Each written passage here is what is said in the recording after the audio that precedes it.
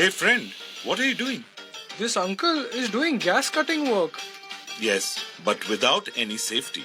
This cylinder should not be kept lying on the ground. Why? Why so?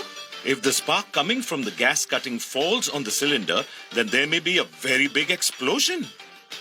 Oh my god. That means dead on the spot? Cylinder should be kept upright and in a designated place. Hose pipe and connections should be tested for gas cutting equipment. What is that? In this test, it is necessary to check whether the pipe is well connected with the cylinder and that there is no cut or damage on the pipe. While welding or gas cutting, it is mandatory to use safety goggles as it protects your eyes. Always check validity of the welding machine.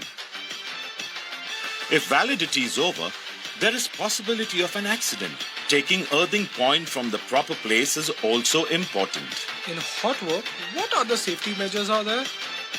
Welding should always be done in a welding booth. It should be covered by fire blankets from all the sides, so there is no possibility of fire caused by sparks.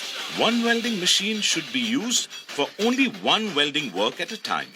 Return wire should always be connected with the welding machine.